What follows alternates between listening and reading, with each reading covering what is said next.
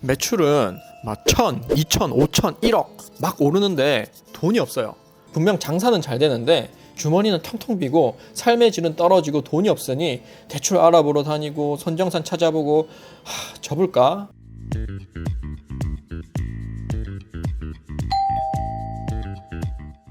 안녕하세요, 한드래곤입니다. 오늘은 쿠팡에서 판매를 하게 되면 겪게 될 상황에 대해서 말씀드리겠습니다. 쿠팡을 처음 시작하면 막 설레죠. 1688에서 제품 찾아서 수입하고 SEO 맞춰서 쿠팡에 등록하고 광고까지 붙이면은 막 긴장도 되고 그래요. 진짜 팔릴까? 생각이 드는데 아마 실제로 해보신 분들은 느끼실 테지만 생각보다 잘 팔릴 거예요. 그러면 신나서 새로운 제품을 소싱해서 수입하고 등록하고 광고 붙이는 걸 계속 반복하게 되는데 그러면 매출이 진짜 1000, 2000, 3000 막 오릅니다. 그런데 신기하게 많이 팔면 팔수록 돈이 없어요. 물건은 계속 팔리는데 돈이 없어서 재고를 못 사요. 그러면 지금 잘 팔리는데 재고를 못 사면 품절 걸릴까봐 걱정이 돼서 대출이나 선정산 서비스를 알아보게 되는데 대출을 살면서 한 번도 안 받아보신 분들은 겁나서 선뜻 못하죠. 근데 선정산은 아마 찾아보시면 아시겠지만 수수료가 비싸서 꺼려지게 됩니다. 그런데 이렇게 고민하는 사이에 제품을 살 타이밍을 놓치게 되고 그러면은 재고가 없으니까 품절이 걸리고 품절이 걸렸다가 다시 판매가 재개가 되면은 이전보다 판매량이 확 떨어지게 되면서 의지도 같이 꺾이게 돼요. 그러면 쿠팡을 접을까? 막 이런 생각을 하게 됩니다. 근데 이러한 상황이 초보자분들이 정말 많이 겪는 상황이에요. 근데 이렇게 되는 이유가 뭘까요? 한 3가지 정도가 있어요. 첫 번째, 쿠팡의 늦은 정산 주기.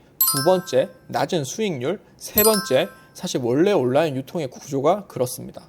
첫 번째, 일단 쿠팡의 늦은 정산 주기는 악명이 높긴 한데 쿠팡의 경우 정산이 주정산, 월정산이 있는데 주정산의 경우 7대3으로 나눠서 돈이 들어오고 월정산은 구매 확정된 주문에 대한 금액을 그달 말일로부터 영업일 기준 15일 후에 돈이 들어와요. 이제 되게 복잡한데 그냥 러프하게 생각하시면은 지금 팔면 대략 2달 뒤에 정산 받는다고 생각하시면 돼요. 그런데 우리가 중국서 물건을 사서 한국에 들어와서 로켓크로스로 팔 거니까 쿠팡 센터에 물건을 넣는 데까지 빨라야 한 2, 3주 걸리거든요. 그러면 내가 지금 중국에서 소싱한 제품이 쿠팡 물류센터에 들어가고 구매가 일어나 팔린 후에 고객이 구매 확정을 해서 정산이 되는 데까지 약 3개월이 걸리게 됩니다. 그러니까 최소 3개월 동안 돈이 묶인다는 거예요. 그런데 이때 우리가 가만히 있나요? 아니죠. 또 새로운 제품을 또 소싱을 하게 되는 거죠. 그러면 그 돈이 또 묶이게 되고 이게 반복되면서 주머니에 돈이 없다는 겁니다. 그렇다면 저는 어떻게 이걸 극복했을까요? 저는 운이 좋게도 정산이 빠른 네이버에서 빅파워를 먼저 만든 다음에 쿠팡 판매를 시작했어요. 네이버는 빠른 정산 시스템이라서 택배가 집화 처리만 되면은 그 다음 영업일에 정산을 해줍니다. 그러니까 이길 정산인 거예요. 대박이죠. 그래서 저는 네이버에서 좋은 현금 흐름을 가지고 있는 상태에서 쿠팡 판매를 시작했기 때문에 쿠팡에서 비교적 빠른 성장을 했음에도 불구하고 선정산이나 대출을 받을 필요가 없었어요. 그러니까 지금 이 영상을 보시는 분들은 무조건 쿠팡만 하지 마시고 네이버 쪽도 한번 도전해 보시길 추천드립니다. 그리고 두 번째가 낮은 수익률이에요. 쿠팡에서 인증 제품이 아니고 누구나 소싱할 수 있는 1688의 공산품을 판매하시는 분들은 아무리 수익률이 좋아도 저는 제 생각에는 15% 넘기기 힘들다고 봐요. 물론 유튜브 보면은 30%, 40%, 많게는 50% 마진을 가지고 가시는 분이 있다고 말씀을 하시는데 그건 굉장히 특수한 케이스고요. 특히 이 영상을 시청하실 다수의 초보자분들은 절대 달성할 수 없는 수익률이라고 생각합니다. 솔직히 말해서 누구나 소싱할 수 있는 공산품 기준으로 봤을 때 저는 마진율 10%만 나와도 훌륭하다고 생각해요. 마진율이 낮으니까 긴 정산 주기를 기다려서 정산을 받는다 하더라도 들어오는 돈이 적고 그 와중에 재고를 또 사야 되니까 돈이 없게 되는 거죠. 그러면 어떻게 해야 이러한 상황을 타개할 수 있을까요? 되게 심플하게 어떻게든 수익률을 높이는 활동을 하면 되겠죠. 만약에 단품으로만 팔았다면 묶은 제품 구성을 해서 수익률을 높인다든지 아니면 나만 팔 수 있게 OEM을 한다든지 아니면 최소한 브랜드 로고를 바거나 패키징 정도는 해서 내가 수익률을 높일 수 있는 방법을 계속 진행을 해야 됩니다. 그 다음 세 번째가 온라인 유통이 사실 원래 그렇습니다. 저도 쇼핑몰 처음 시작할 때 들었단 말이 통장에 돈이 쌓이고 있다면 쇼핑몰이 망하고 있다는 증거다. 그러니 빨리 대책을 세워라 이 말을 들었어요. 만약에 소싱한 물건이 잘 팔리면 당연히 여유 재고라는 걸 가지고 가게 됩니다. 그러면 재고를 많이 사겠죠?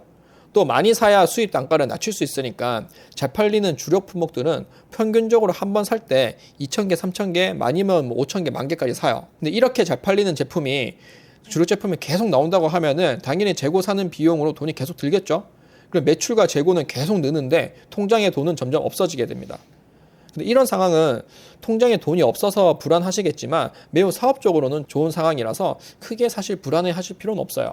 그러면 여기서 드는 의문이 그럼 도대체 이 온라인 셀링을 할 때 언제 이 사이버머니 같은 돈이 내 통장에 들어와서 내가 마음대로 쓰고 싶을 때 쓸 수 있을까요? 그때는 바로 매출이 정체되거나 매출이 하락할 때 통장에 쌓이게 됩니다. 그래서 되게 잘 나가는 업체 같은 경우에는 부동산을 산다든지 아니면 다른 플랫폼 확장하기 위해서 투자를 하기 위해서 목돈이 필요할 때는 의도적으로 성장을 멈춰서 통장에 돈이 쌓이게끔도 합니다. 그러니까 결론적으로 어느 정도 성장을 달성할 때까지는 돈이 없어서 걱정이 아니라 오히려 통장에 돈이 쌓이는 걸 두려워해야 한다는 말이에요. 그럼 오늘 한번 정리를 해보면은 쿠팡에서 판매를 하면 할수록 돈이 없어서 가난해지는 느낌이 드는데 여기에는 세 가지 이유가 있습니다. 첫 번째, 쿠팡의 늦은 정산 주기 때문이고요. 이를 극복하기 위해서 정산이 빠른 네이버도 한번 도전해 보시길 바랍니다. 두 번째, 수익률이 낮기 때문인데 그래서 수익률이 낮을 때는 묶음 구성이라든지 나만 팔 수 있게 OEM을 한다든지 최소한 로고, 패키징 정도는 해서 수익률을 높일 수 있는 활동을 하시길 바랍니다.